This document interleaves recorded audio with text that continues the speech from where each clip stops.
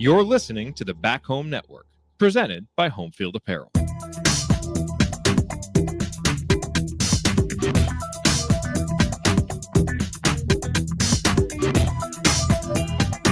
Welcome back to Crimson Cast. Galen Clavio, Scott Caulfield joining you. It is Groundhog Day.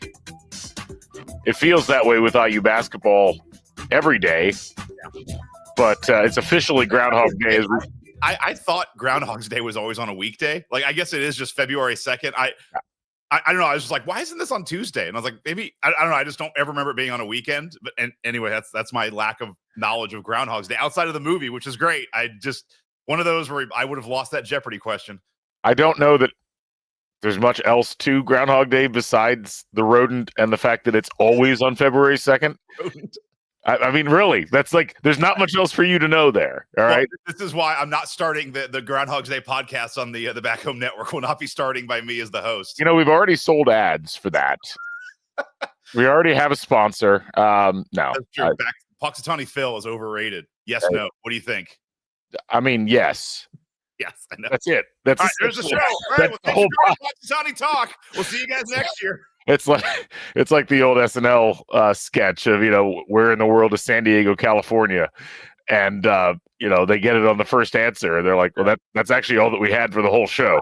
So anyway, all right, we would like to talk about IU basketball. I guess, well, maybe like might be the wrong word, but we feel compelled to talk about IU basketball. What? Obligated. No, in all seriousness, we're back at a very critical and interesting juncture when it comes to IU, and it's one that we saw coming down the tracks a while ago. And we had an interesting game on Friday. Indiana played pretty well against Purdue. Maybe not as well as everybody's patting them on the back for, but still very good. I might have said more about Purdue, frankly, than necessarily about Indiana on the whole. But I think there's some interesting things to talk about within this and just kind of where the team's at right now. So we're going to dive in, talk about that. But first, wanted to talk about Home Field Apparel, our presenting sponsor here on the Back Home Network. Your place to go for the finest in college fashions and non-college fashions. I've got my old Men in Blazers Courage crew neck on. Figured we'd need it for this conversation. But you can go to Home Field Apparel, check out everything they've got going on. They just released some hockey hoodies, which really look stellar. They really look great. Indiana's one. You get the script Indiana. You got the little state flag emblems on the sides, on the sleeves. And then they've got 30 of those. Like, they've got a bunch of different schools. I think a UConn one that looked really good. With the UConn one looks good. The Arizona State one looks really good. They got a couple of different Minnesota ones.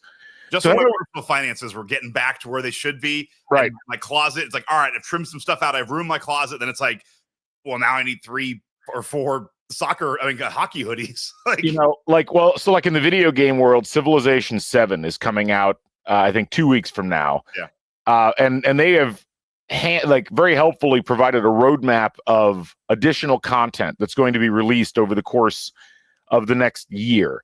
And I'm like, that's great, because I know I'm going to buy all of that downloadable content, and I need to budget. And what we really need is like Home Field to give us a preview of the next 9 months. Like, big drop coming in July, so be sure to give extra plasma in June and only eat iceberg lettuce for the first couple of weeks there.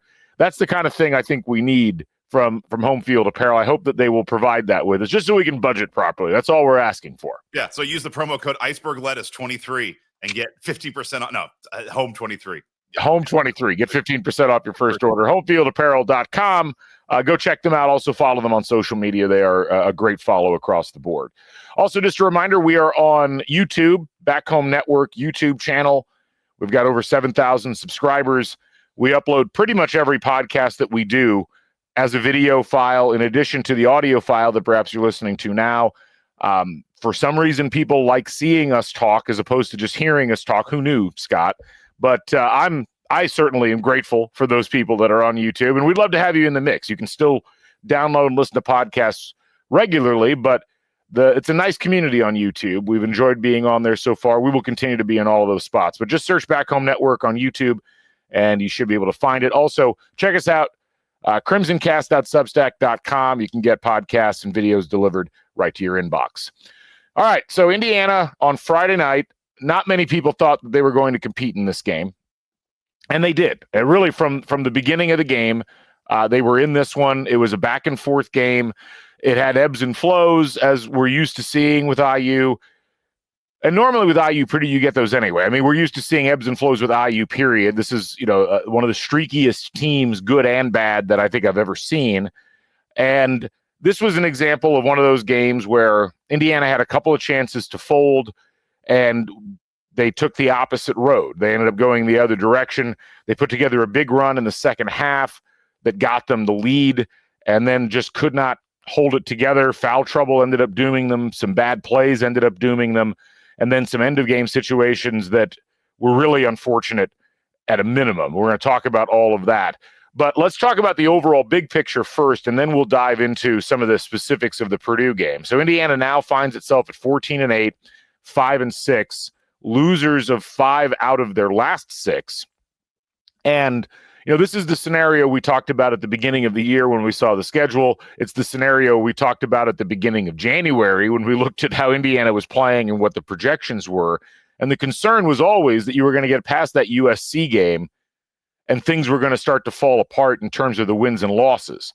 And it's different than last year, I would argue, or different than Woodson's first year, in as much as Indiana has only really looked terrible in 2 of the games. Now, they were 2 in a row, the Iowa game and the Illinois game.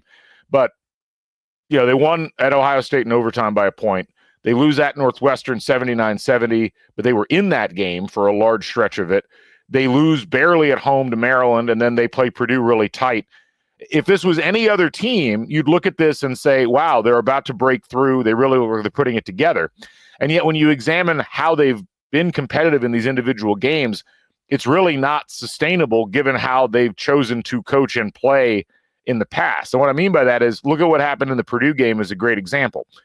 Indiana's competitiveness in the Purdue game largely required them playing the same 5 players for like 13 minutes and having to ride with that group. And, one of their starters was barely playable. Actually, 2 of their starters were barely playable. It really required the combination of Trey Galloway, Anthony Leal, Luke Goody, Mackenzie Mbako, and Omar Ballo, because you couldn't play Miles Rice. And as we saw at the end, like that ended up not working out very well.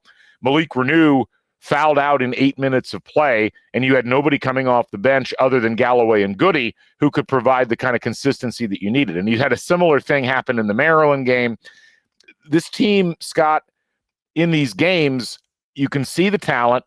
You can see that in an ideal set of circumstances, you can pick up a win. And I think you kind of saw that in that Ohio State game. But it always feels like the team, despite its talent, is about 1 or 2 plays short in most of these games, if not more. And that's just not going to get it done in a Big Ten where everybody's within a couple of possessions of each other. So I'm going to kind of paraphrase some things they talked about on assembly call after the game. But, the thing that's concerning for me coming out of the Purdue game, they played really well, which I also want to talk about that narrative of, they played really well. And, that's we got to give them credit for that. It's that you would say, just watching it, that was probably one of the best games IU has played this year, if not the best game they played all year. And that's good. But the problem is, I would say Purdue played a subpar game. I haven't watched all the Purdue games. Like that was not Purdue at its full effectiveness. Purdue played okay. They didn't play great. Some of that had to do with IU, but you basically had IU put out the A+ performance. Purdue put out a B- performance, and Purdue won. I don't even think Purdue put out a B- performance. I mean, but anyway, go on. I agree with Andy Bottoms from Assembly Call. Like, Purdue did not have their A game or even their B game in this one. And yet somehow that they were still able to win with essentially a 75% effort. But anyway, go on. No. So that all goes to my point that it's like, that's not great. It's like, all right, well, you're not going to play Purdue every week. But the problem is 4 of the next 5 games are against teams that I would say are similar to Purdue. You're playing at Wisconsin, home to Michigan, at Michigan State. You have home at UCLA, which isn't also a slouch, but I'll take them out of this. And then you have Purdue. So 4 of the next 5 games are against teams in that same echelon of Purdue, where you just saw we can split hairs, but it's like we played our best. They played not their best. and they still won.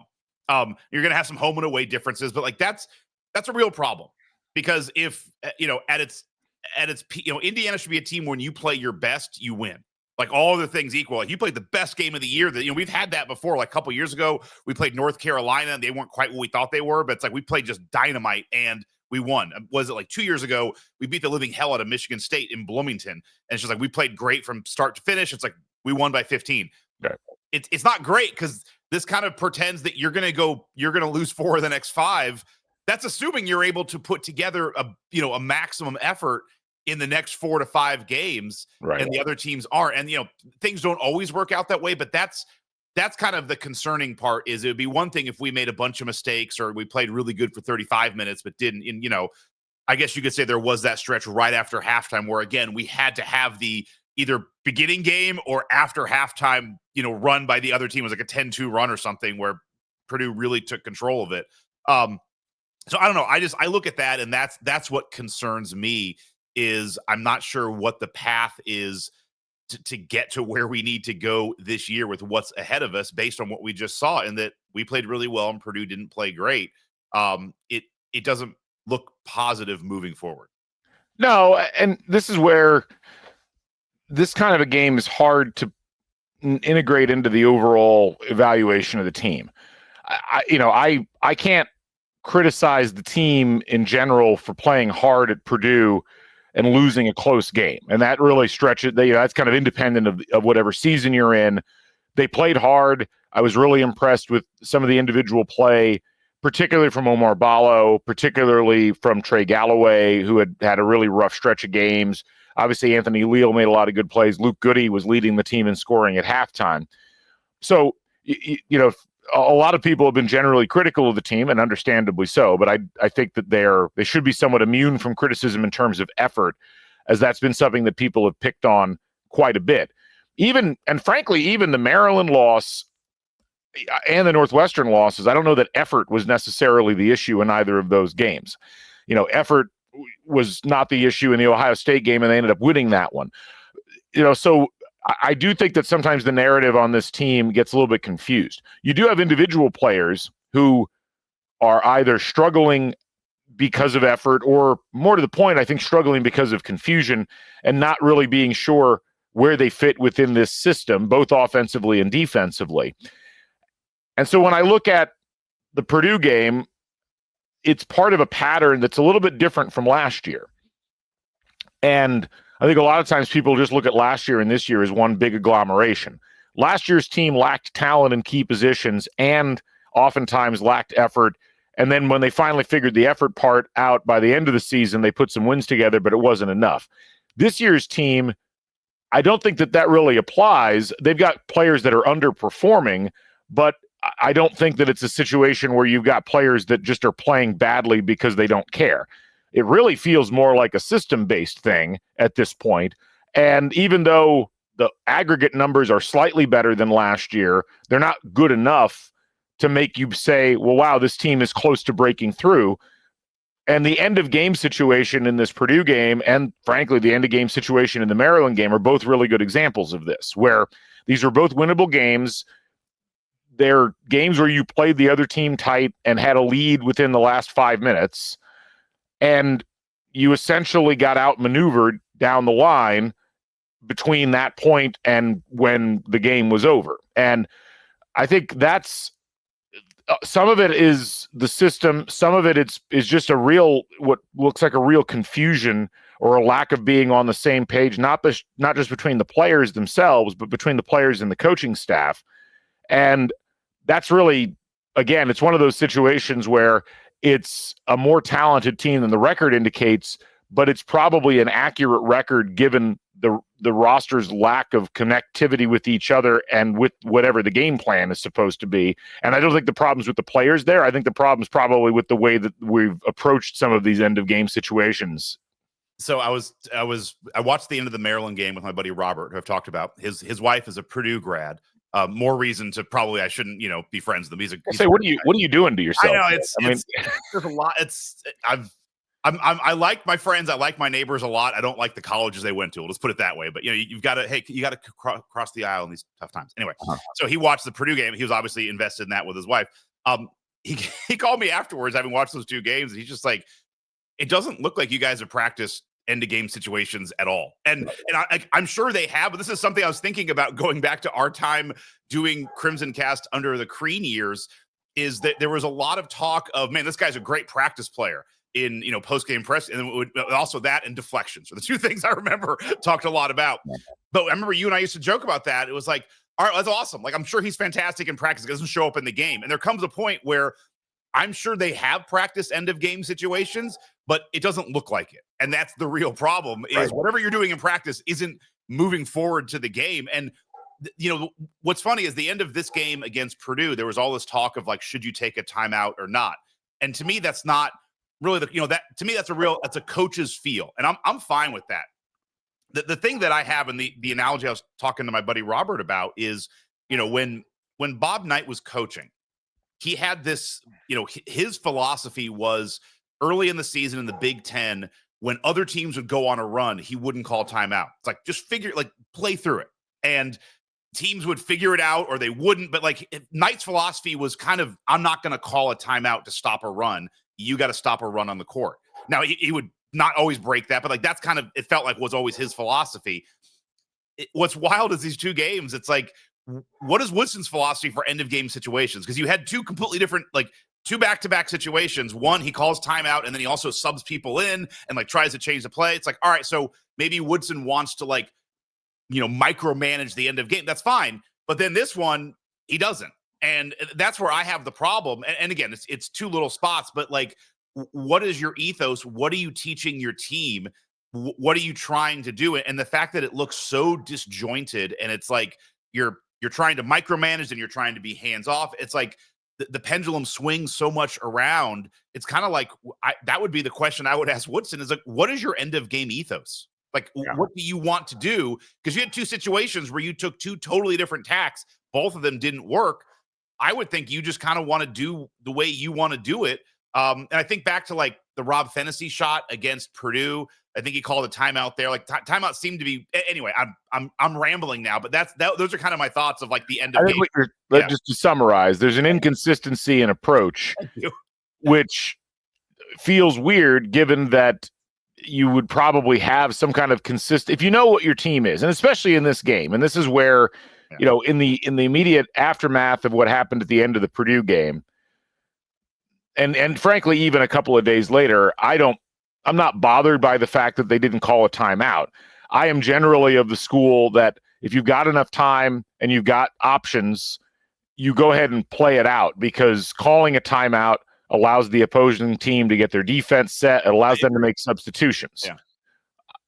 What's concerning, I guess, is just that, as you said, there wasn't a whole lot of difference in the scenarios between the Maryland game and the Purdue game, yet they were dealt with very differently.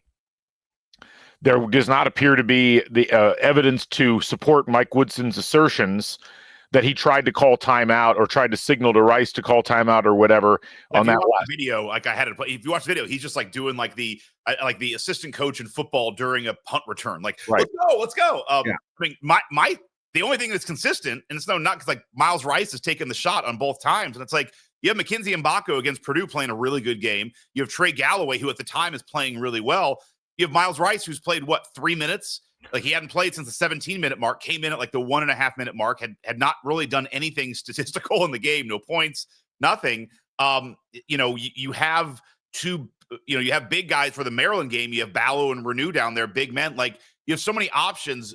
Why is Rice the consistent one taking the last shot in both times? Well, I think part of it's a problem that exists above and beyond this game, and it's the lack of depth at guard. And the fact that, Miles Rice wasn't able to really contribute.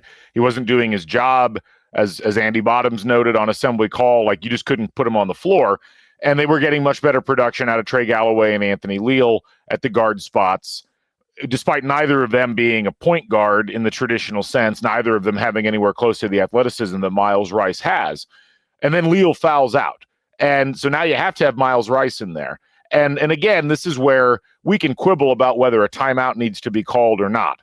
But I don't think that you can quibble with the idea that it kind of feels like a free-for-all when it comes to some of these end-of-game items. And the excuses from Woodson have been weird, because in the Maryland game, what he essentially says when being asked afterwards is that the guys screwed the play up. But, he on his radio show on Monday of last week, first he tries to take the blame for, things not happening, and then immediately turns it around and says, well, the players didn't understand the play call or didn't execute the play call. And it's like, well, that's on you. Like, that's a problem where right. you clearly haven't worked on this enough, or it hasn't been worked on in a way that resonates with players, or you've brought in players that are incapable of executing what you want.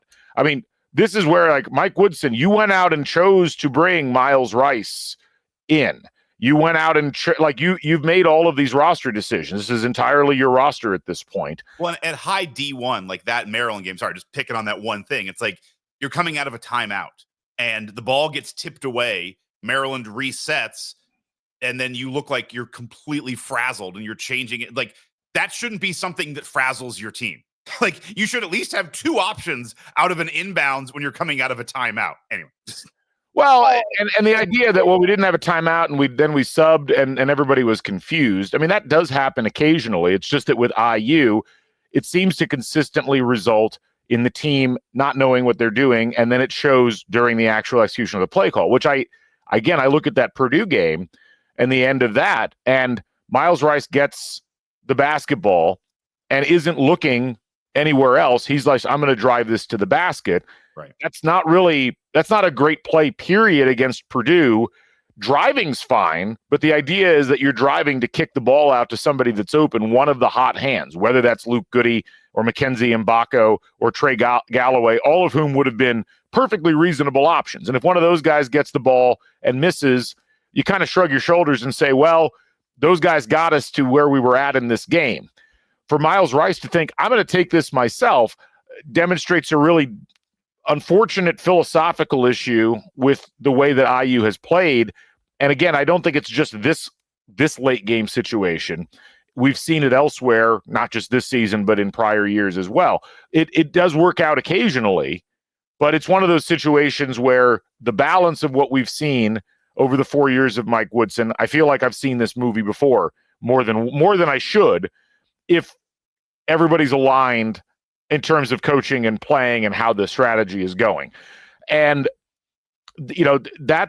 I don't know what the answer to that is, other than just there's a clear disconnect between the coaching staff and the players. Yeah.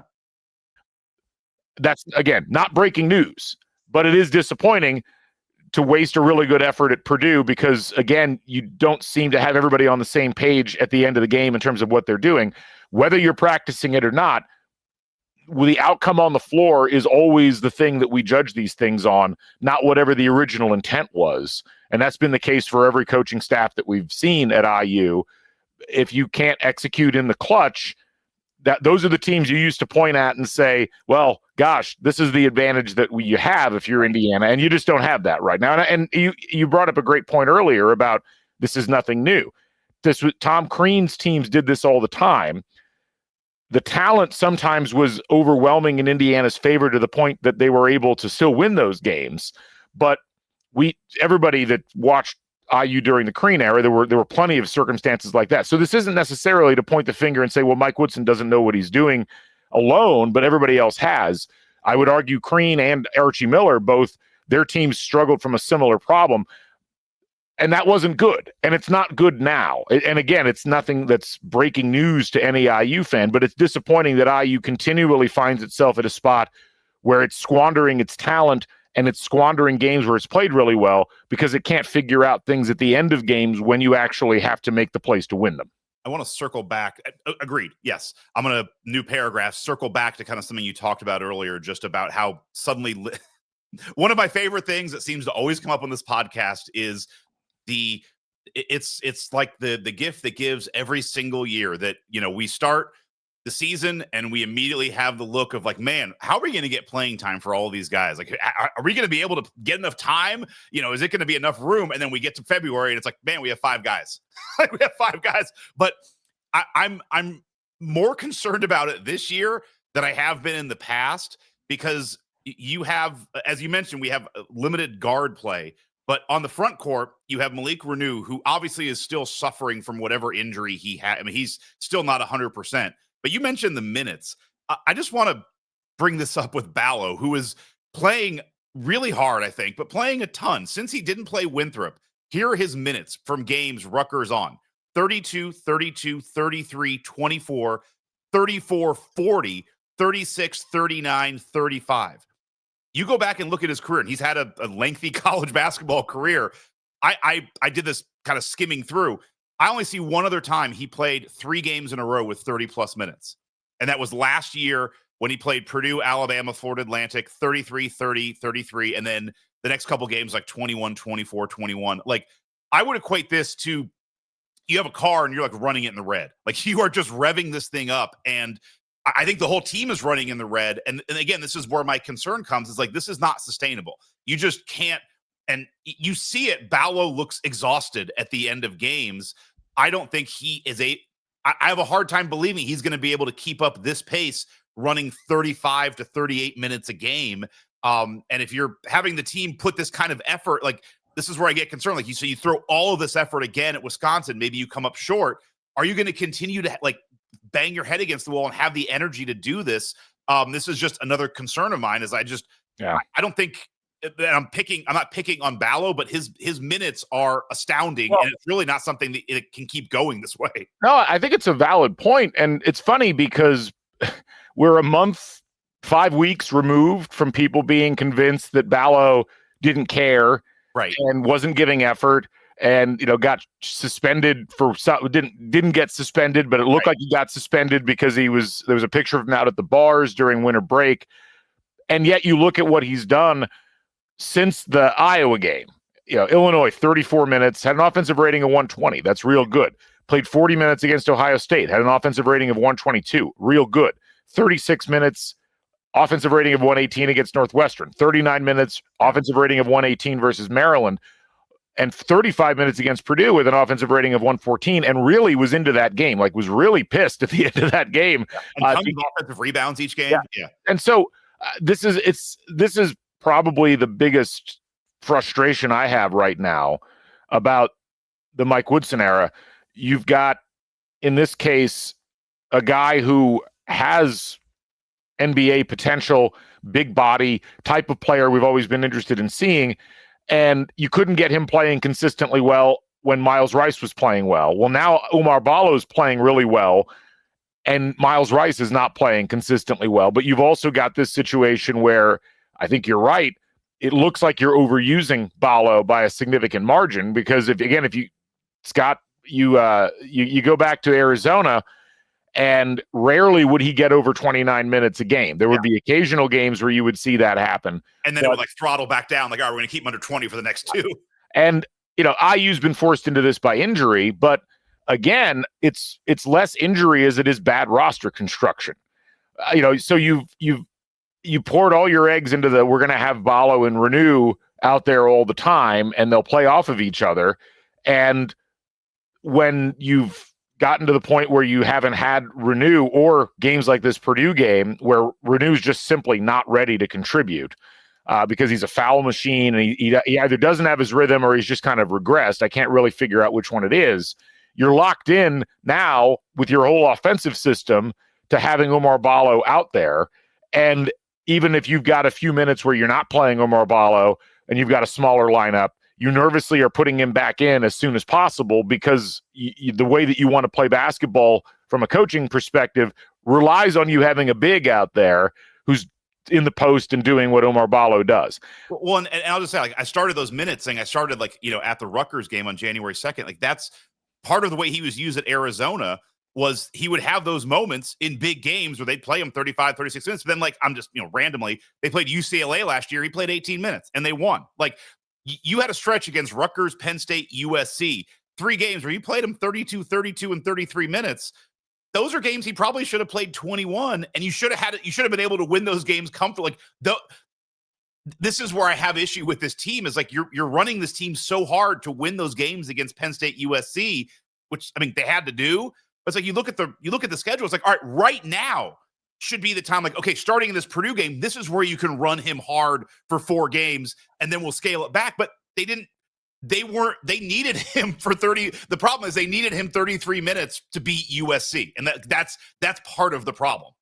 Yeah, I mean, the whole thing feels mismanaged, and the game plans feel like they're just not getting results. You could quibble about whether or not it's the best approach or not, but this is really solidly an NIT level team right now, and it's got a second weekend roster.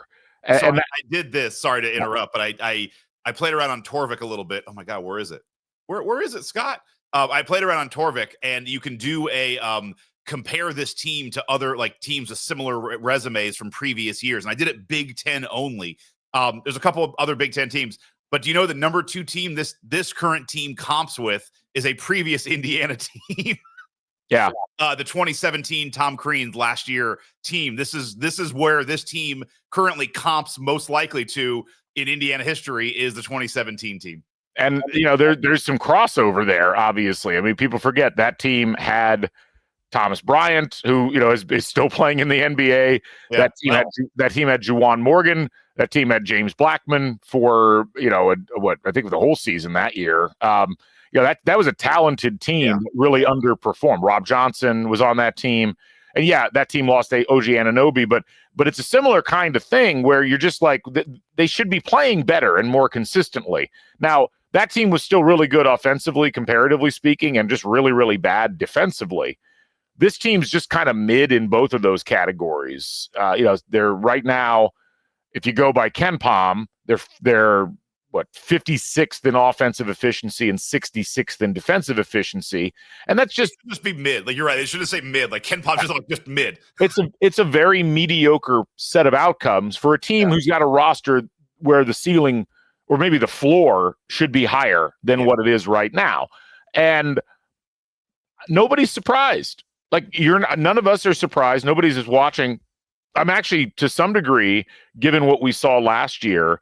The hope was maybe last year was just a bad confluence of events. This was the argument for those of you who've tried to argue he should have fired Woodson last year. That wasn't going to happen for a whole variety of reasons. But there's always the chance, well, gosh, maybe that was just a bad combination of people and situations in terms of like just the chemistry was off.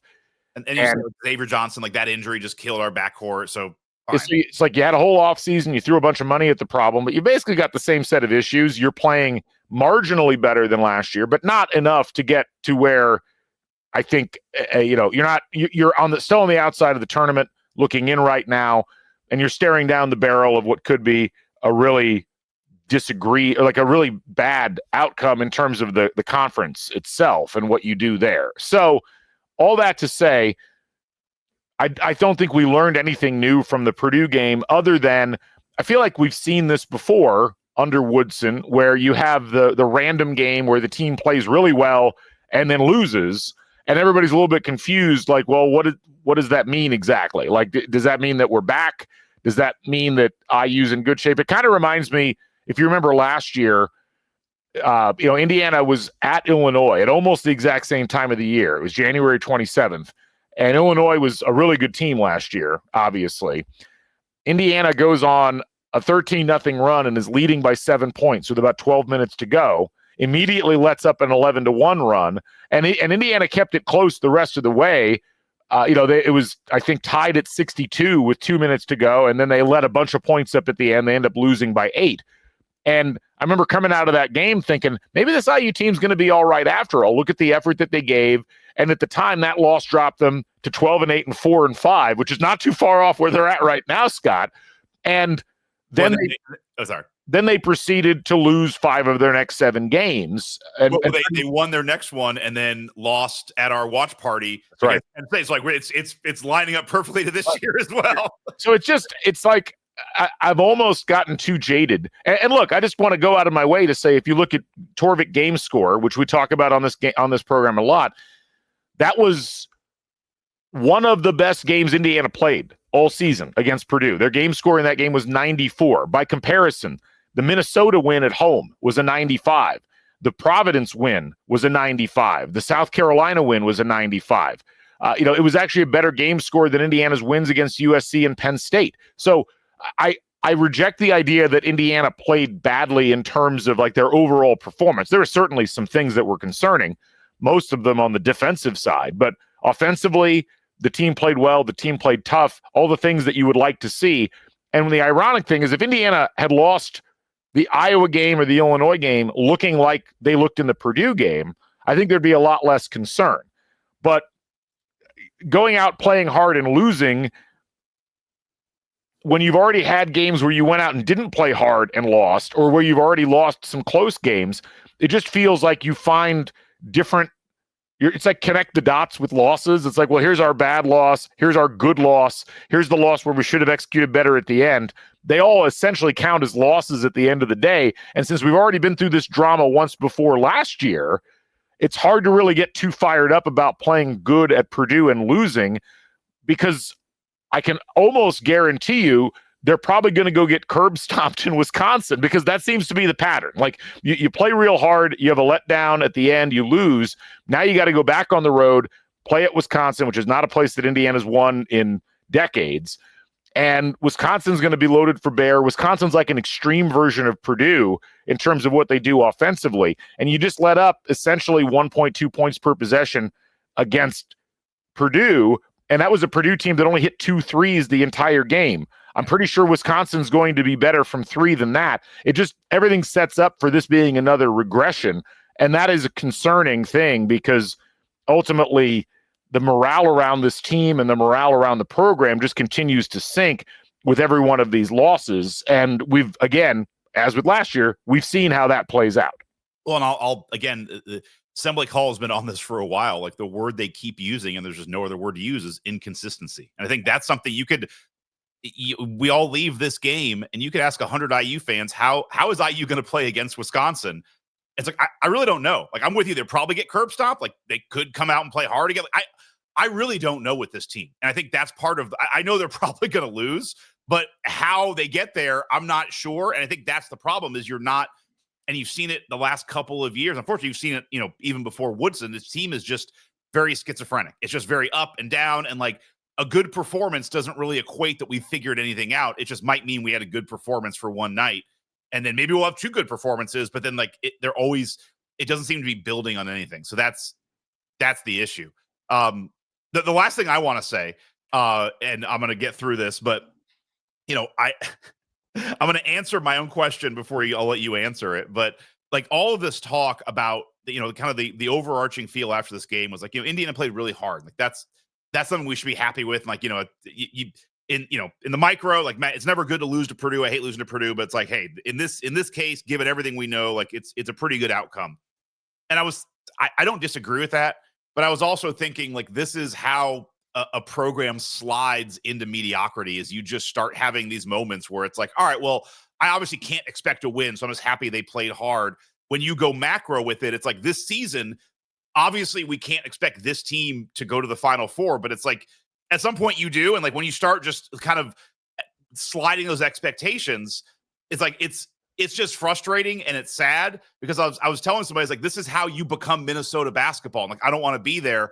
Then I'll stop, because I'm like, I know what Galen would say. It's like, for the last 10 years, we've been Minnesota basketball. Like, we are there. So it's like, I had a whole conversation with you in my head yesterday, because it's like, it's just sad to think, like, it's not just that we're sliding expectations off that stoop. Like, we are just there. I mean, it's there. And I understand the sentiment for everyone who's like, I can't get just unbelievably pissed right now because we lost to Purdue, because I wasn't expecting to win. But it's like, we all need to take a breath and be like, that's part of the problem. And we're probably going to lose at Wisconsin. I don't think anyone is going to be pissed. No one's expecting us to go in there and win. No one's expecting us to win 4 of the next 5. But it is just a macro. It's just sad that we're there. And it's not just that we just got here. It's like, open our eyes. We've been here for 5 or 10 years. And I don't know. There's no happy end to that. It's just, it's a bummer.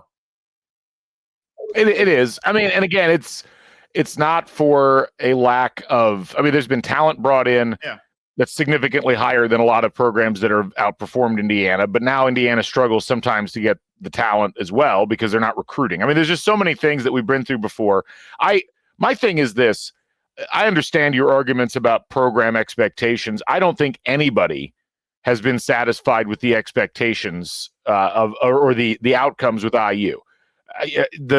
It's one of those situations where ultimately everybody understands that there's a problem. I think the problem that we run into is that there's not a clear idea of what's the source of the problem.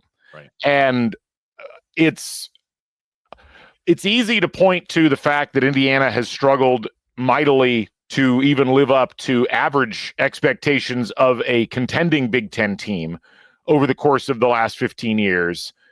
They've done it occasionally, but most of the time they're not even in the mix. They're a 500 or worse team. I mean, you look at the records of Indiana in the conference over the course of. Let's not next. No. I mean, you go back. If you go back, 11 years. Okay. 7-11, 9-9, 15-3, 7-11, 9-9, 8-12, 9-11, 7-12, 9-11, 12-8, 10-10, 5-6 this year.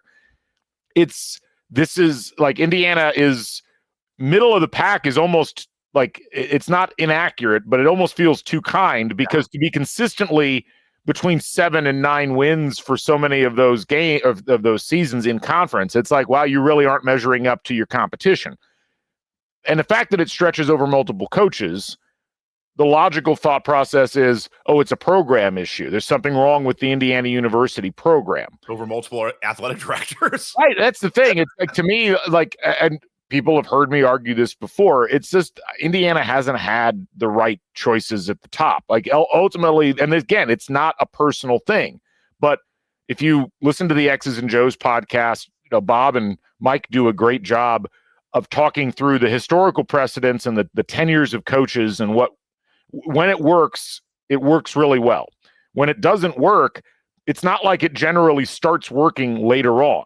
And when it is going to work later on, it's because there's a dynamite recruiting class. Like that was the example with Mike Krzyzewski. Everybody points to Krzyzewski being like, oh, look, he failed for his first 4 years. And in today's day and age, they would have fired him. And it's like, well, I don't know if that's necessarily true because what kept him alive there was this amazing recruiting class that he had brought in. And they're like, well, we're going to let this mature. And that group ended up taking them to a Final Four in 1986. But, even like people point out, John Wooden didn't win a championship till he was 10 years in. And it's like that's such a different era. It doesn't really count in the big scheme of things. By and large, and again, it's not just Mike Woodson. It's also Archie Miller. It's, really quickly with most of these seasons that coaches have, whether or not it's going to work.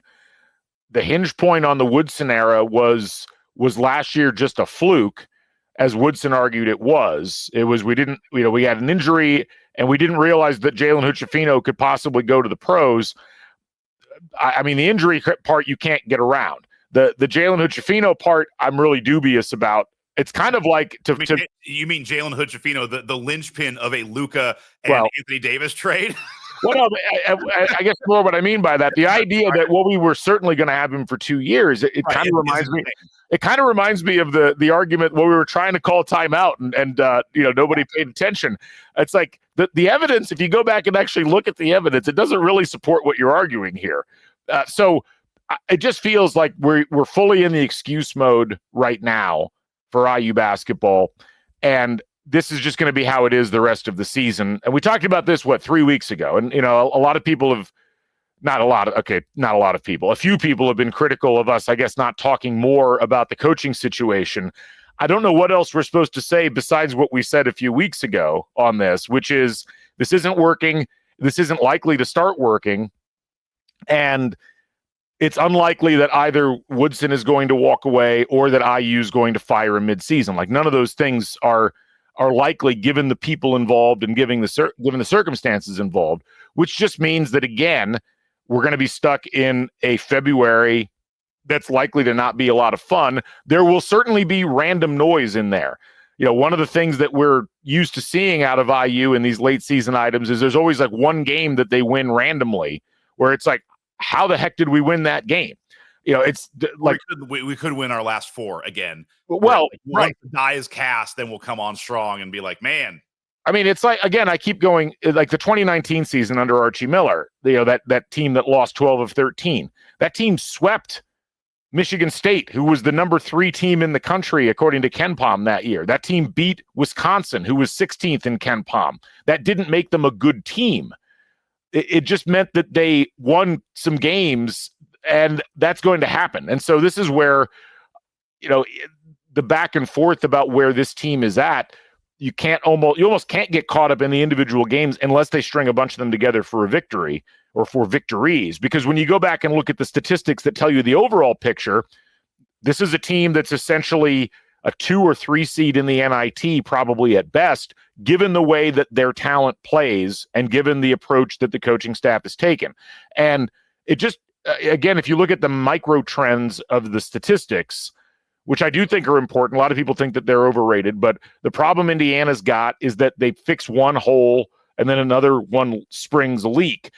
Indiana finally gets their offense untracked after 2 terrible offensive performances against Iowa and Illinois, and they start scoring a lot. And then they throw that away because they start playing worse defense. Now, they played bad defense in the Iowa and Illinois games, but they've played their worst stretch of defense of the whole season over the last 6 games. And oh, by the way, they're 5-6. Like, why are you playing your worst defense of the season at the end of January? That is a real open question. And again, I think it points back to the core issue, which is that the plan doesn't work and the roster that was assembled is too brittle to be able to win different ways. And it takes guys playing at their maximum level, which should happen all the time and clearly doesn't, but it also takes the opponent having a bad game. And that's just not a combination that you're going to be able to rely on for both of those things to converge enough for Indiana to win at the level they need to be anything other than a fringe bubble team, which is what they are.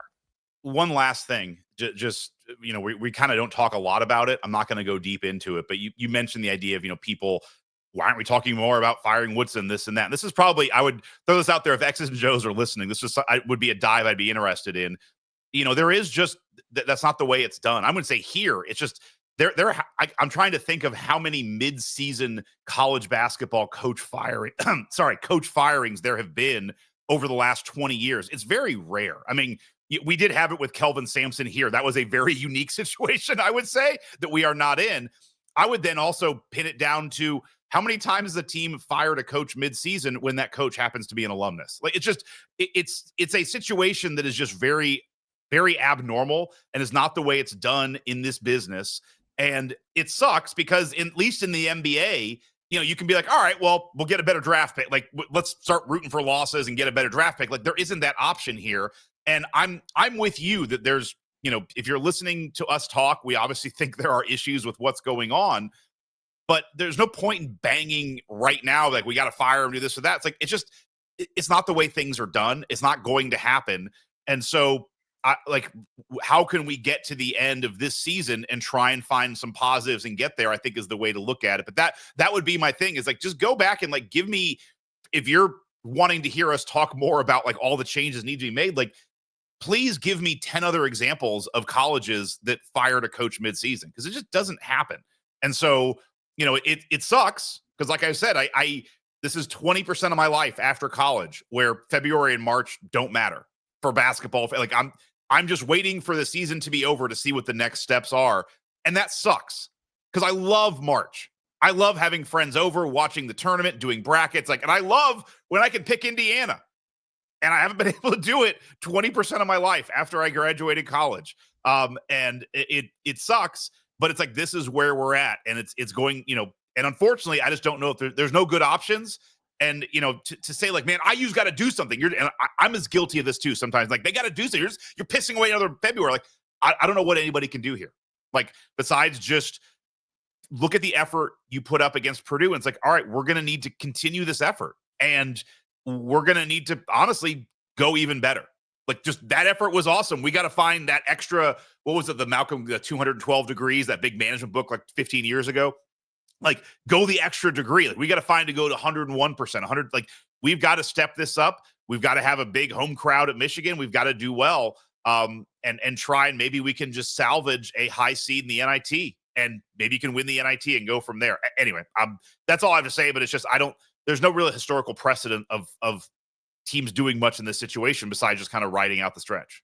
Yeah, I mean, it's bad, and certainly the discourse on social media isn't going to help anything. And this is and honestly, you could say that for any area, any place. No, I know, but I mean, I think especially with this, like, I see so much that is just completely unsourced crap that people treat like it might be true. I think it gets people thinking that something's happening that isn't actually happening in a lot of cases. It's just not worth it. We're really at a point where my recommendation would just be, if you're an IU fan,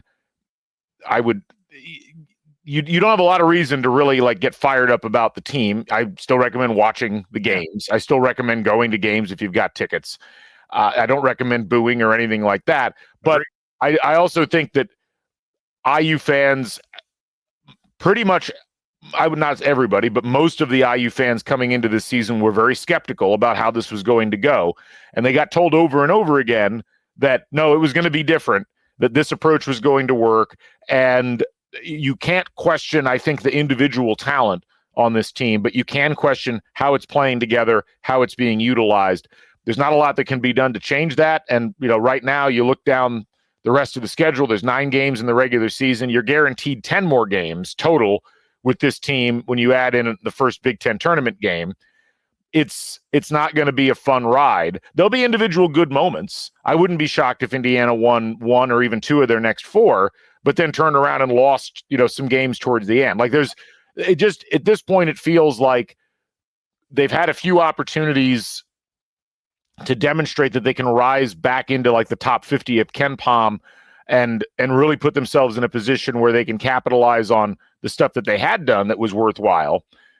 And yet I don't think that that's really in the cards, given how Indiana has played over the course of these last couple of games. Even if they get a close, they essentially, Indiana has to be so far ahead that they can't squander the lead at the end. And Indiana doesn't play well enough consistently to hold opponents down to be able to have that kind of a lead at the end of the game. And you go back to the Ohio State game, like that was a great example of that. Like Indiana was playing really well in that game, was up 70-61, and that wasn't a big enough run. That wasn't a big enough lead for them to hold with 6 minutes to play. This pattern has operated over and over again, and I don't really understand the nuts and bolts of why it continues to not work. And I don't even think the coaching staff really understands it, but that's a real problem. If you can't diagnose the issue, you can't get to a solution. And it feels like Indiana's been stuck in that for the last couple of years. I'll end with this question for you. Obviously, I know they can go 10-0. So like everything's possible. The way that you're talking, I don't disagree, but do you feel like at this point, the chance of this team making the tournament has slipped away? No, I don't think it's slipped away, just by sheer numbers. Some people were like, why are you doing a show talking about Indiana's chances for the NCAA tournament, which is what I did on Thursday night. And the reason I did that show was to demonstrate that IU's actually not that far away from the tournament. But given the way they're playing, do you think it's well, I mean, I'll say this. The actual percentage chances in aggregate, this is the thing about KenPom and the projected records, and Torvik is the same thing. It's taking the percentage averages and it's saying, well, is Indiana likely to win this individual game? No. And then you string that together with the other games, and that's the probability that builds the total record. It's certainly not out of the question that Indiana could beat UCLA at home because they're only projected to lose that game by a point. It's not out of the question that they could beat Michigan at home because they're only projected to lose that by 3 points. But it's also not out of the question that Indiana would lose at Washington because they're only expected to win that by a point. Right. I guess I look at it and I say, because there's a lot of these games that are relatively close in terms of their projected win-loss, there's always a chance Indiana could get lucky and string together a bunch of games, and that ends up being what gets them into the tournament. And, you look at the luck rating, which on KenPom is essentially how much better is your record versus what it should be given your statistical performance, or how much worse is it given what your statistical performance would be. Indiana's 81st in luck, which means they've actually won games that they probably shouldn't have, that Ohio State game being a good example, because the statistics demonstrated that they probably shouldn't have won it. So they've actually overperformed based upon their statistical performance so far this year. Could that continue? Could they pick up a couple more wins? Could they get to 9-11 in conference? Sure. And that might be enough to get them in the tournament. I don't think it would erase the fact that they're just not a very good team, but that we've seen not good teams sneak into the tournament before because the rest of the field was just that bad. So I can't really answer your question because it relies on too many variables that don't involve Indiana. Got it. Okay. So anyway, I think that'll wrap it up for us on this one. We'll be back at some point this week, probably post-Wisconsin. We'll have something else for you. And we should have another football show at some point coming up here soon. But Indiana playing Tuesday against Wisconsin. That's a night game. We'll see how that goes. And then, of course, we'll be here at the Upstairs Pub during the Michigan game and after the Michigan game on the 8th of February. That's going to be a lot of fun. For those of you who are not aware, we're going to be out there. Evan Williams sponsoring the event. Breakfast Club going to be starting up that morning, so head over there. No cover at the Upstairs Pub, and you get to hang out with us and the Assembly Hall crew and a lot of other folks, as they'll all be in town for the game, and we're looking forward to hanging with all you folks as well. So, Scott, as always, a pleasure. Good chatting with you. You too. And thanks to all you folks for tuning in and listening. We'll be back with more Crimson Cast later on as Indiana tries to right the ship and get themselves back into the NCAA tournament. For Scott, I'm Galen. This is Crimson Cast. We'll catch you folks on the flip side. Bring back the Bison. Stay never daunted. So long, everybody.